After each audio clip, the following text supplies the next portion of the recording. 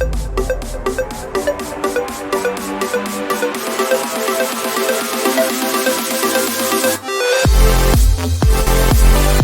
Students, कैसे हैं आप? आपके साथ पुनः आज मैं उपस्थित हूँ क्लास 9 का फिजिक्स लेकर के, जिसमें हम लोगों ने पढ़ रहे थे force and law of motion, जिसमें हम लोगों ने पिछले लेक्चर में फोर्स के बारे में पढ़े थे, लॉ ऑफ मोशन के बारे में पढ़े थे, उसके कुछ एग्जाम्पल्स हम लोगों ने पढ़ा था। आपको बता दें कि न्यूटन्स के प्रथम गति के नियम के हिसाब के साथ बहुत सारे एग्जाम्पल्स हम लोग अपने दैनिक जीवन में पाते हैं। जैसे कि जब हम चलते बस पर एकावेग अगर ड्राइवर क्या करता है कि ब्रेक लगाता है, तो हम क्या होते हैं, आगे की तरफ झुक जाते हैं। या जब स्थिर गाड़ी को अनायास जब गति दिया जाता है, तब हम क्या होता है, पीछे की तरफ झुक जाते हैं। तो यह सब जो होता है, यह न्यूटन्स के गति के प्रथम नियम के अनुसार होता है। हम न्यूटन के गति के प्रथम नियम को लॉ ऑफ इनर्शिया भी कहते हैं, हम उसे जड़ता का नियम भी कहते हैं। सबसे पहले आज के टॉपिक में हम लोग पढ़ेंगे कि इनर्शिया क्या होता है, जड़ता क्या होता है। हम उसको शुरू करते हैं आज कि इनर्शिया से हम शुरू करते हैं कि इनर्शिया होता क्या है। तो आज हम सबसे पहले शुरू करेंगे inertia.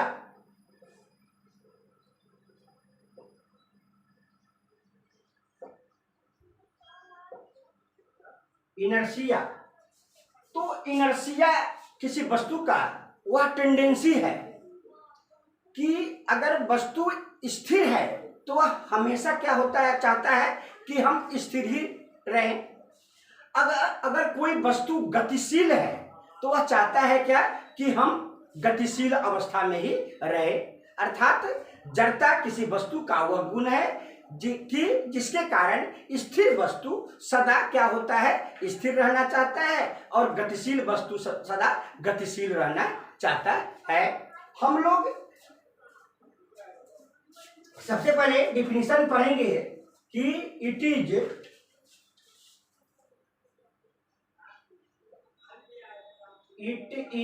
The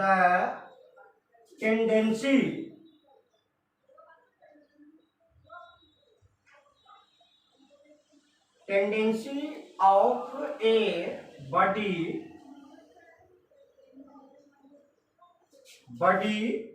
two maintain the state of rest,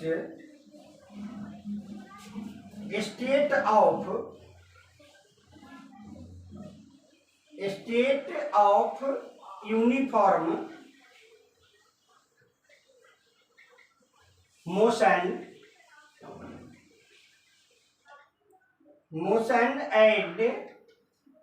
and uniform direction. See, it is the tendency of a body to maintain the state of rest.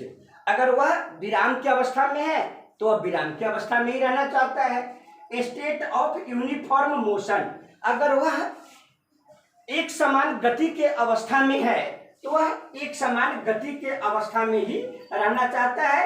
And uniform direction, एक समान दिशा, मतलब कि यह तीनों को जो मेंटेन करता है वह हम उसे क्या कहते हैं, इनर्शिया कहते हैं, उसे हम जड़ता कहते हैं। अब इसमें एक टॉपिक हम पढ़ेंगे, मास के बारे में पढ़ेंगे कि मास क्या होता है। मास, तो मास क्या होता है कि the mass of an object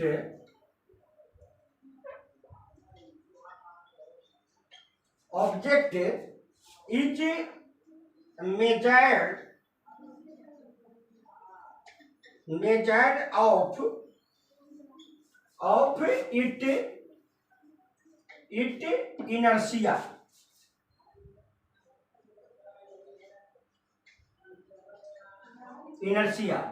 कि the mass of an object is measured of it inertia, कि मास जो है वह क्या करता है, इनर्सिया को मापता है। अब आगे हम इसमें पढ़ेंगे, आपको मोमेंटम से रिलेटेड कुछ न्यूमेरिकल्स हम पढ़ेंगे।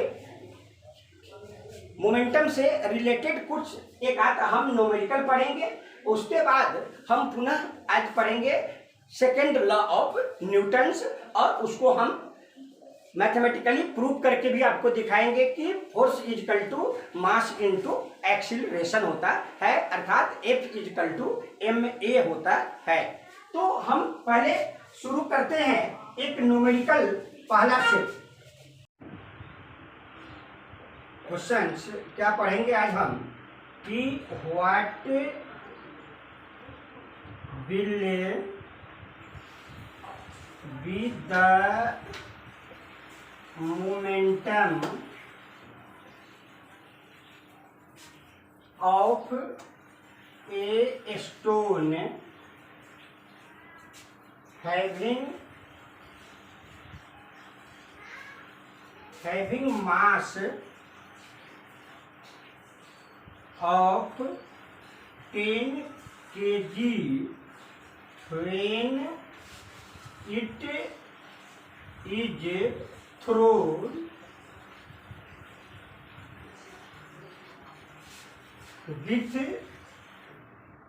with a velocity of 2 metre per second. ठीक है, कि what will be the momentum of a stone having mass of 10 kg when it is thrown with a velocity of 2 metre per second. तो यहां पर इसका हम सॉल्यूशन याद करेंगे।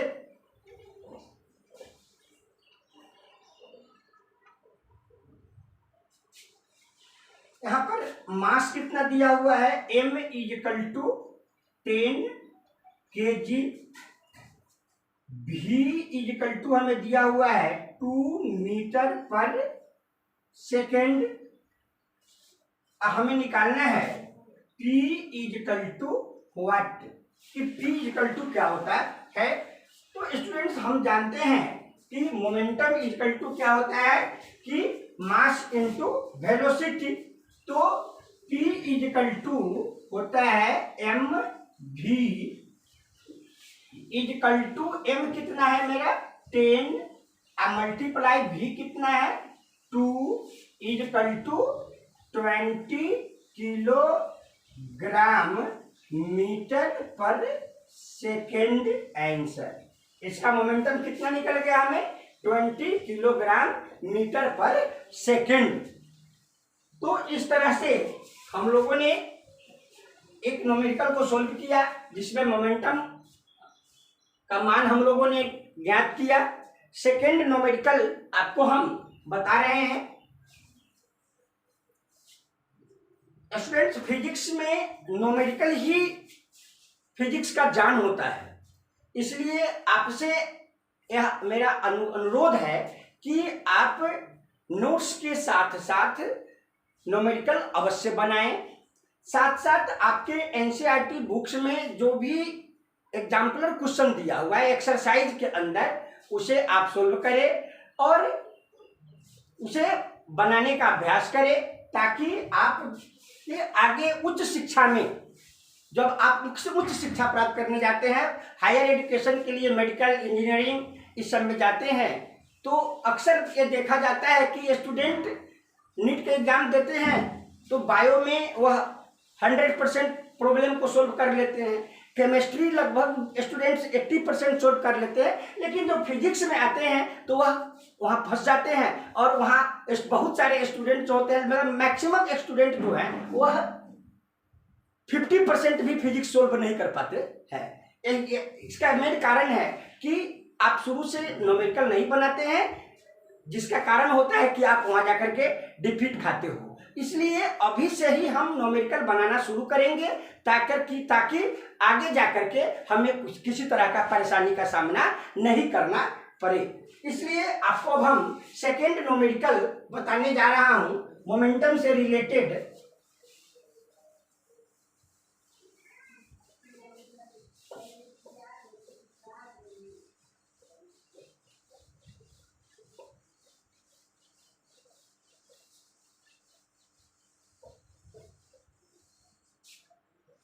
क्वेश्चन नंबर सेकेंड हम पढ़ेंगे कि calculate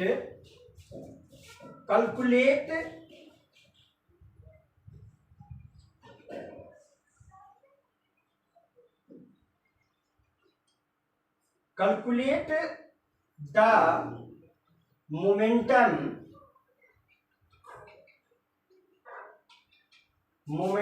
of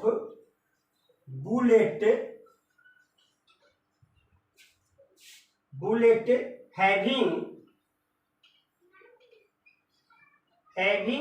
mass of 25 gram is thrown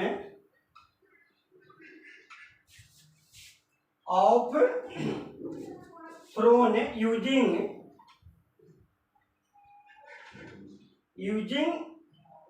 hand with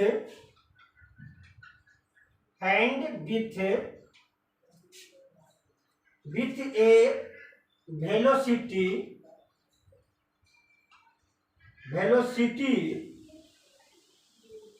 of 0.1 metre per second. कहता है कि calculate the momentum of bullet having mass of 25 gram in thrown using hand with a velocity of 0.1 metre per second. अब इसका हम solve करेंगे, solution प्राप्त करेंगे इसका हम। तो इसमें वेलोसिटी ऑफ द बुलेट कितना दिया हुआ है कि velocity of the bullet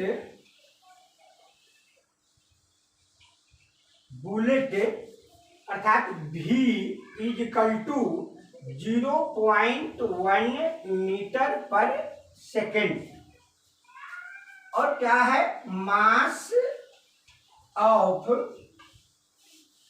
the bullet m is equal to कितना है 25 ग्राम। इसको हम किलोग्राम में बदलेंगे तो क्या करेंगे 1000 से डिवाइड करेंगे, तो 25/1000 इज इक्वल टू 0.025 किलोग्राम। यह निकल गया मेरा, इतना किलोग्राम निकल गया, क्या मास निकल गया। हमें पी मालूम नहीं है कि पी कितना है, तो P momentum is equal to momentum को हम पी से दर्शाते हैं इक्वल टू व्हाट। यह क्या होगा, तो हम अब बनाते हैं कि फार्मूला हम लगाएंगे कि P is equal to mv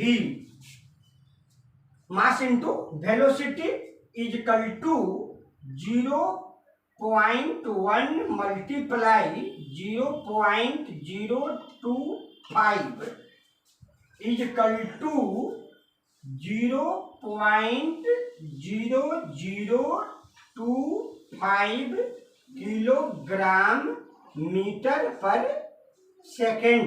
अर्थात कितना मोमेंटम हमें प्राप्त हुआ 0.0025 किलोग्राम मीटर पर सेकेंड हमें मोमेंटम प्राप्त होता है। तो इस तरह से हम न्यूमेरिकल का अभ्यास करेंगे, न्यूमेरिकल को हम बनाएंगे और जो भी डाउट्स होगा हम उसका सॉल्यूशन ढूंढेंगे। तो इस तरह से हम लोगों ने मोमेंटम पे आधारित दो क्वेश्चन को पढ़ा। अब आगे हम लोग पढ़ेंगे second law of motion, Newton के गति के दूसरे नियम को पढ़ेंगे। साथ साथ हम ये भी साबित करेंगे कि फोर्स जो होता है वह बराबर होता है मास इनटू एक्सीलरेशन का।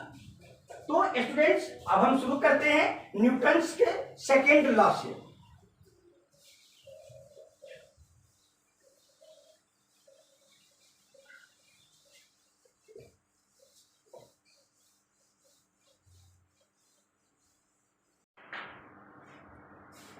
तो स्टूडेंट्स अब हम शुरू करते हैं सेकेंड लॉ ऑफ मोशन से। सेकेंड लॉ ऑफ मोशन, गति के द्वितीय नियम को हम लोग अब पढ़ रहे हैं कि rate of change of rate of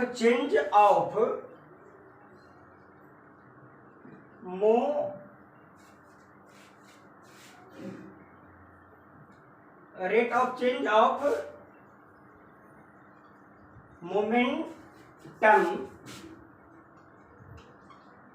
momentum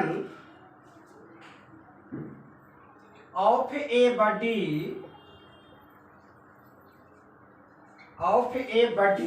is directly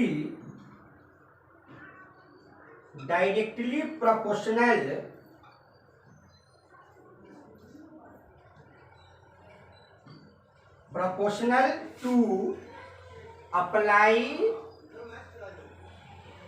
applied force and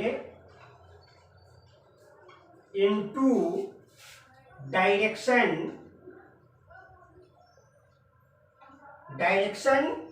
of force।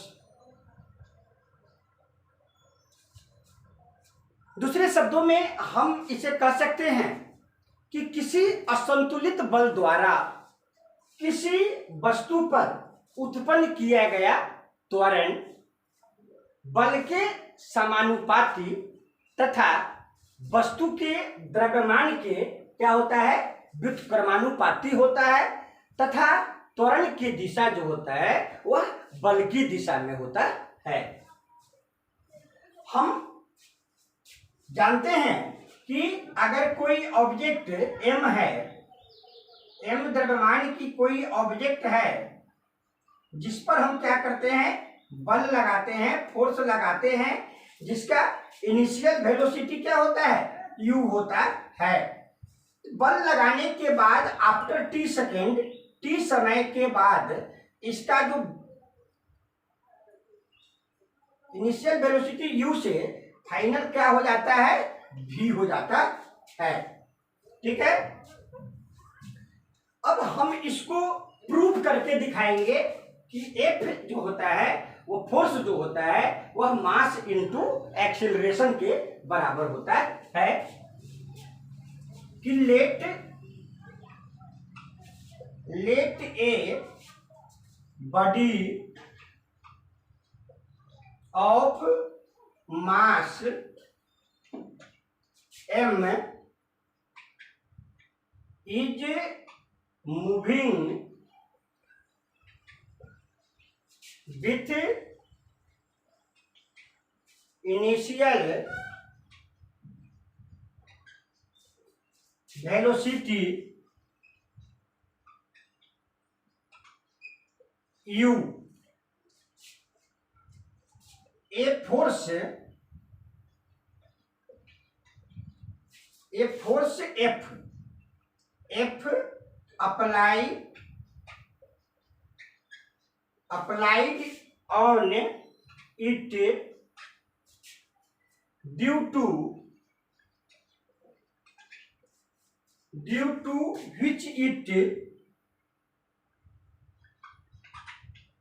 which final velocity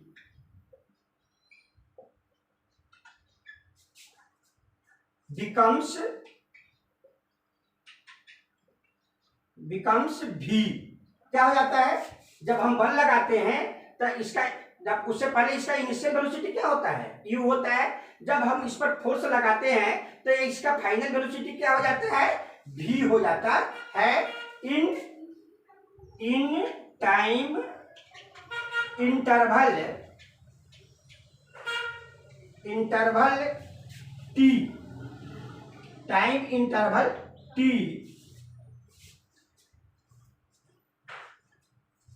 हम लोग पढ़ेंगे कि अकॉर्डिंग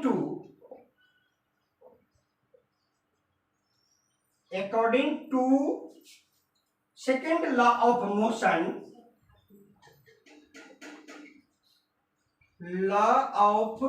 मोशन कि फोर्स जो है, force proportional to rate of change of momentum का होता है, कि फोर्स जो है वह proportional to rate of change of momentum.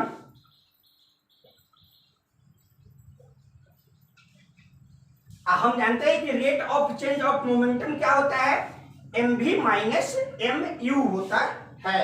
तो हम लिख सकते हैं कि f जो है वह प्रोपोर्शनल है mv minus mu by t, जो टाइम, जो समय लगा, so t, time t।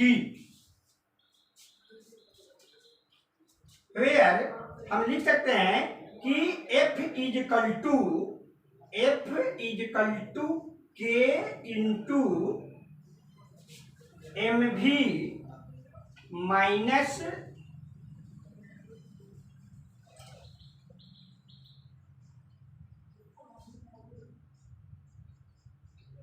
mu by t। हम इसको लिख सकते हैं कि f is equal to k into mv minus mu by t लिख सकते हैं। वेयर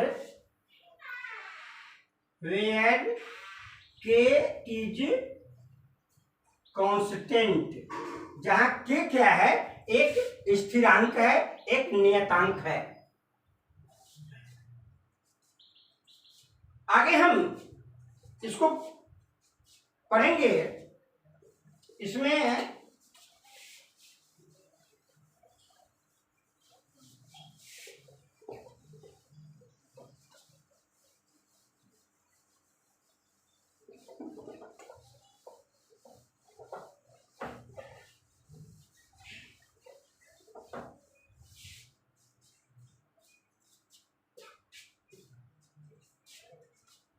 इसलिए f is equal to k into M A क्या हो जाएगा, यह इक्वेशन 1 हो गया। हम जानते हैं कि v minus u by t is equal to क्या होता है, a होता है। हम यहाँ पर तो उसको कॉमन लेकर के हमने उसका पुट मान क्या कर दिया, a कर दिया। By definition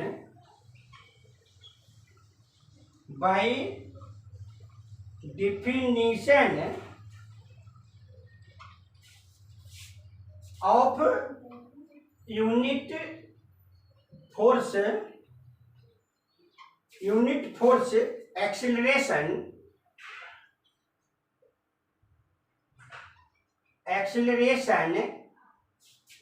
and mass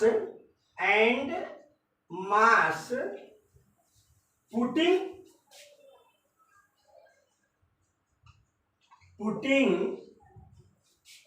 F is equal to 1 Newton,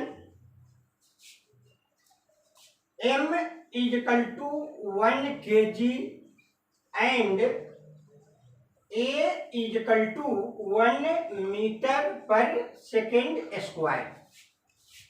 हम पुट करते हैं तो हमें क्या प्राप्त हो जाता है कि F is equal to K into M A, और F के जगह पर हम क्या डालते हैं, 1 इज इक्वल टू के इंटू एम का मान भी 1 इंटू ए, इसलिए के इज इक्वल टू 1। के का मान कितना आ गया? 1 आ गया।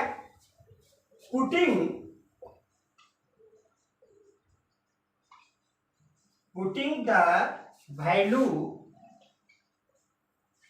value of k in equation first, हम इक्वेशन फर्स्ट में k का वैल्यू पुट करते हैं तो क्या आता है कि f is equal to 1 into M A, hence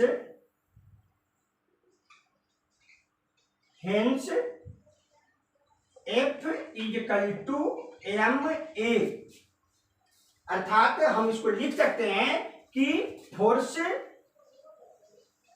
is equal to mass into acceleration.